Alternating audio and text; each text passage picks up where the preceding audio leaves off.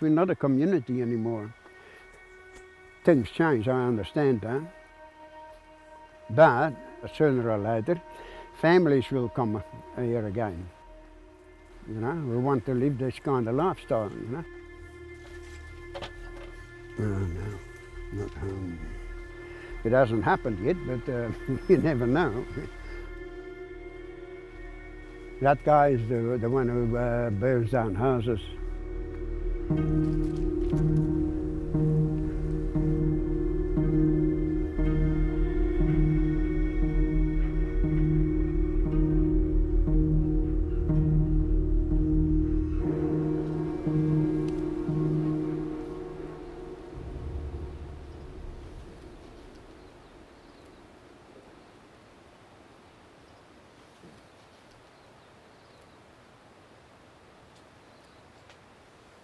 That's as far as you can see. That's Mahana, everything. You know, right up to the top there. That's all Mahana.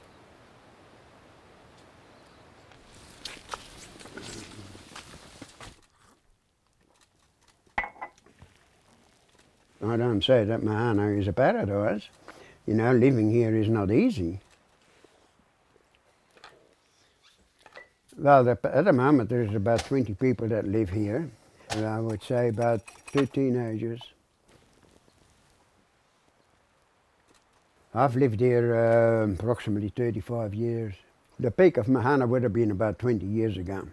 That's when it was a thriving community. Everything was done voluntary. People did everything on a voluntary basis. Nobody was compelled to do anything. In those days it was about between 60 and 70 people lived here in that heyday. 27 children.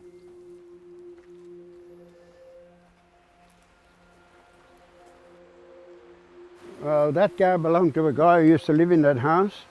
And when he left that car behind because it was broken down, you know. Mahana started, it was a festival in the 1970s, in Nambassa Festival. People put forward that the all problems in the world are caused by the ownership of land. So the Mahana people that were there, that took part in that festival, got enthused by that, and they decided to form a company to buy a block of land and set the land free, so that it was not owned by anybody, and anybody could come and live here. They took out a mortgage, and the mortgage was eventually paid off, and the land is now what they call freehold, an open community. Any person can be a member by signing the book, agree to these rules. You don't have to pay a fee. Yeah, there are hundreds of members of the Mahana society. They don't necessarily live here, but they agree with the rules and the object of the society. Of course, over the years, that philosophy is sort of been watered down by the ones who presently live here. The rot started about 12 years ago. People started drifting away, and the ones that stayed here, they want to change the rules and have the land only for themselves again, which again, as you can see, that creates the problem. They want to own it, it's theirs, and you can't come here.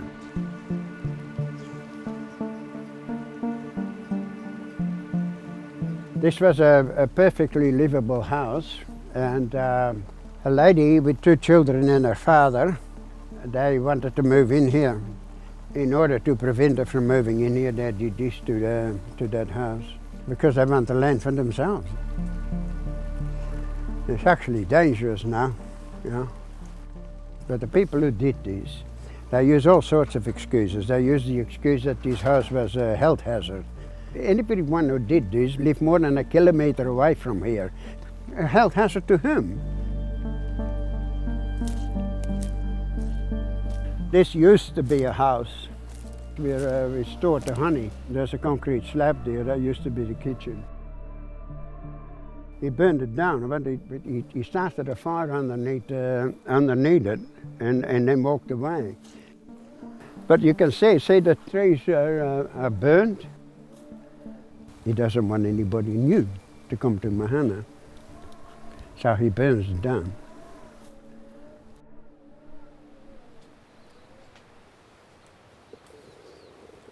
This is the old cookhouse. That's where we used to have our communal meals and with the kids and everything. It's a bit neglected at the moment, but it's still in use, you know. The cookhouses used to be the soul of Mahana. There was always people in the cookhouse. There was always a pot of tea on the stove, and there was always a cook.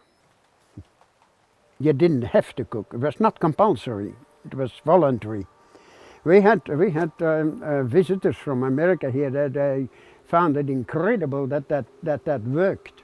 Really? Voluntary? You know, nobody has to. But I remember sitting here on a bench, and I had what I call a religious experience. I knew I had arrived at a place where I wanted to be, what I've been looking for all my life. I was living in Wellington previously. You live in a house in the street, you're a sitting duck. When you use marijuana, the police used to come every year and raid me. But eventually I thought, well, I don't want to work for society, I don't want to be part of society anymore. And eventually I came to Mahana. I didn't look for it consciously, but subconsciously I knew I had found what I wanted. This is where the kids used to measure how tall they are, and the names are still on it, you know. It makes me want them back. You know, I'd love to have a whole lot of kids here again. But the past is the past, and you can't bring it back, you know. You just have to look towards the future.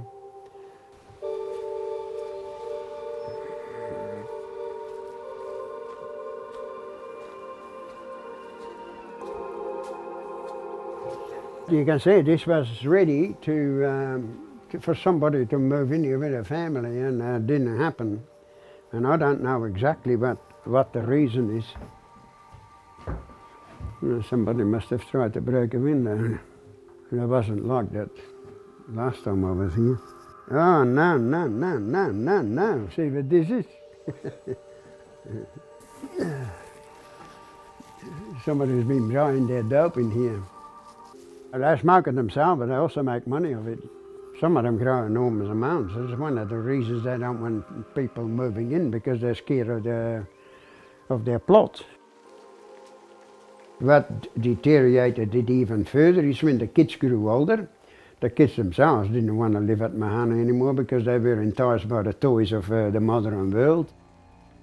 After a long time we were hoping that we would get an influx of new ones.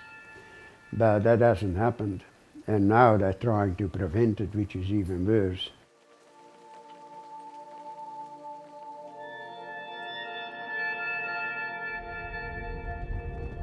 Usually I drive into town to go and see my granddaughter.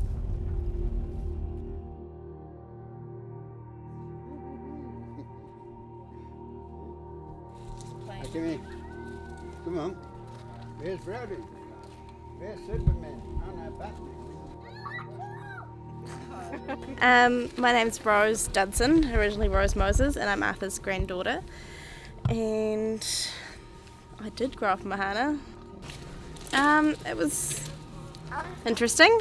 It was good. I think you learn like a value for people and like relationships with people.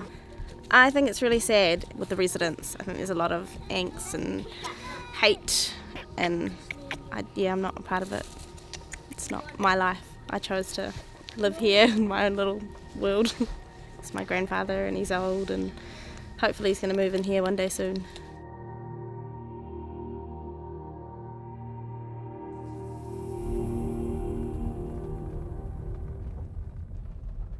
This is another resident of Mahana. He lives here. That's Dave Frisk is his name. We don't see eye to eye on lots of things, but you can go and talk to him. Hello. So you're going to stop there, Arthur? What do you want?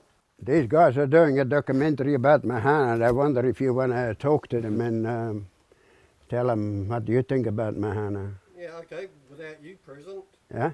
Yeah, okay. Is that all right? Okay, yeah. My name's David Prisk. I love the freedom here. I love I do enjoy the isolation. I enjoy the bush. I enjoy not having neighbouring houses that I can see.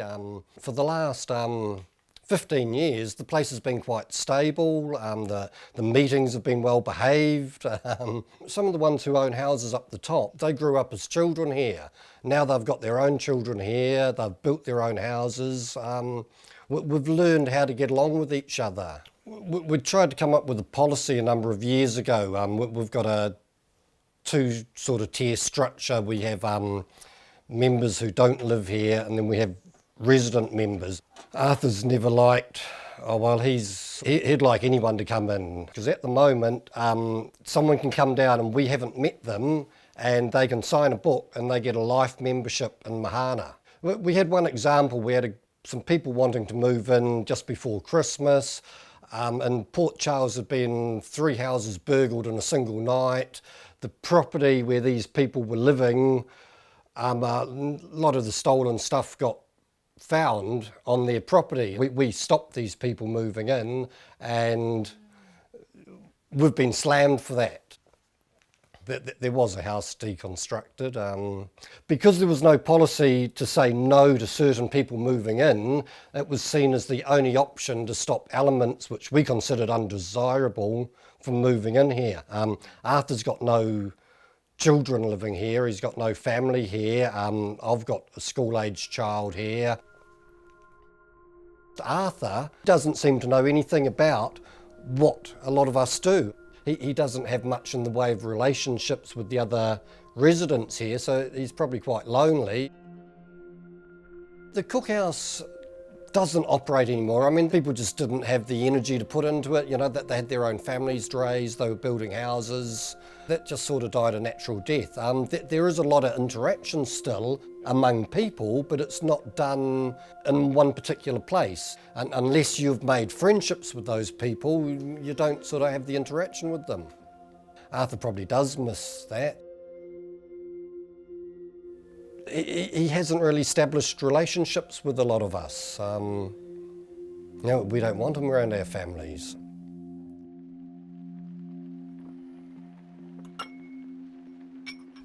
That's not dismantling, it is vandalism. Dismantling is done systematically. You take the roof down first. They're just saying that. That's not an excuse at all. They have no right to demolish a house that belongs to Mahana. That's not a community.